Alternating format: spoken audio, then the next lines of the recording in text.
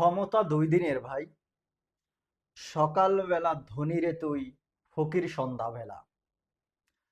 এই যে স্বরাষ্ট্র উপদেষ্টা, তিনি ক্ষমতা ছাড়ার আগেই তার সিকিউরিটি থাকা ব্যক্তি তাকে ছেড়ে চলে গেছে, তার ড্রাইভার তাকে ছেড়ে চলে গেছে ভাই।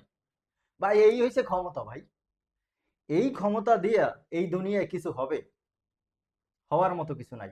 আর একজন উপদেষ্টাকে দেখান, এই যে সংসদ ভবনের সামনে বিএনপি সরকার গঠন করছে, জামাত ইসলাম তারা বিরোধী দল হয়েছে, তারা ক্ষমতা পেয়ে গেছে। বাট এই যে অন্তর্বর্তীকালীন সরকার উপদেষ্টা, তিনি ক্ষমতা ছাড়ার সাথে সাথে, ক্ষমতা ছাড়ার সাথে সাথেও না, জাস্ট শপথ পড়িয়েছে সেই দিনেই তার শরীরের সাথে পুলিশের শরীর মিশে যায়।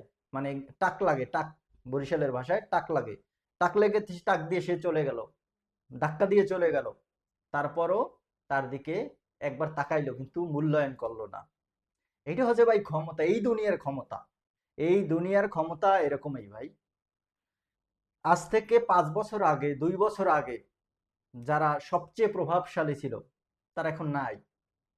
আজ থেকে এই দেড় বছর, 1 বছর 18 মাস যারা ক্ষমতায় ছিল, তারাও এখন নাই। এখন আরেক দল ক্ষমতায় আসছে, আরেক দল বিরোধী দল হয়েছে, তারাও 5 বছরের জন্য ক্ষমতায় থাকবে। ক্ষমতা চিরস্থায়ী নয়, কিন্তু এই ক্ষমতায় থাকাকালীন মানুষের জন্য যদি কিছু করা যায়, সেটা হচ্ছে আসল ক্ষমতা। এবং এই মানুষের জন্য করাটাই আজীবন মানুষের মনে থাকবে।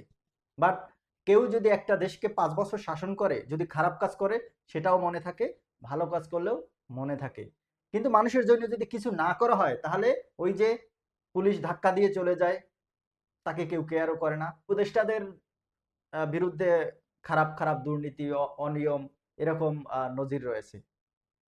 তো এই হচ্ছে ক্ষমতা, এই দুনিয়ার ক্ষমতা। এই ক্ষমতা যেদিন শেষ হয়ে যায়, সেদিন মানুষ আবার স্বাভাবিক হয়ে যায়।